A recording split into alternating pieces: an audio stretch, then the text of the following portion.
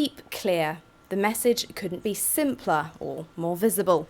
And yet, on a daily basis, drivers, often the parents of the same children this campaign is trying to protect, are ignoring signs and stopping outside schools. Well, the problem we have is, in the majority, the people who park on the zigzags are parents of children at schools.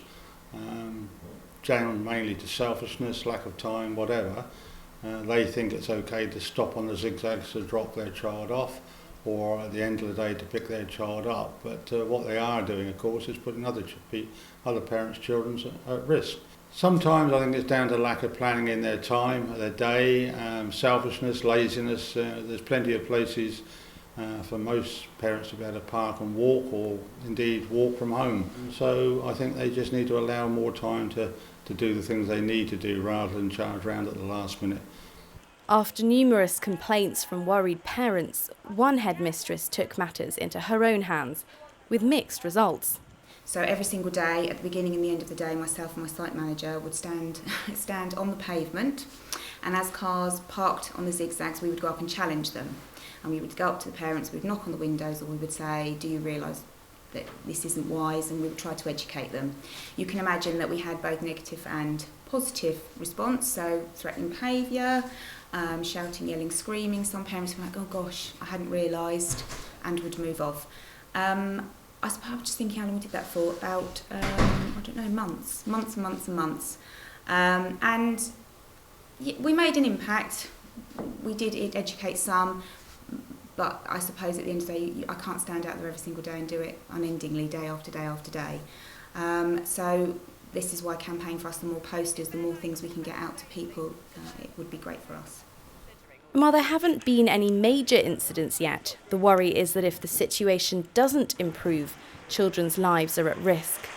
Small brushes, that we've grabbed a child back. Car doors, if they park on the zigzag, so then as they fling open car doors, you have small ones, toddlers walking by that have got smacked in the face, hit in pushchairs. So it's wider than just parking on the zigzags. So cars that are whizzing along or parking on the zigzags, blocking the roads. And obviously if they park on the zigzags as well, that's blocking the road for other drivers and users as well. So it just becomes really congested and really dangerous.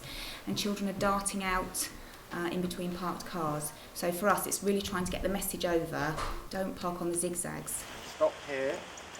Okay, now you know where it's to go, guys. Yeah. The campaign also hopes to improve children's own awareness of crossing roads and of the hazards posed by dangerous parking. Today we've been telling cars that you shouldn't park on the zigzag lines. And why is that important? Because children need to get to school safely, but if cars parked on the zigzag, children or grown-ups will get injured or hurt. And what are your kind of top tips on how to cross the road safely? You look both ways, and you should probably have an adult to help you with crossing the road.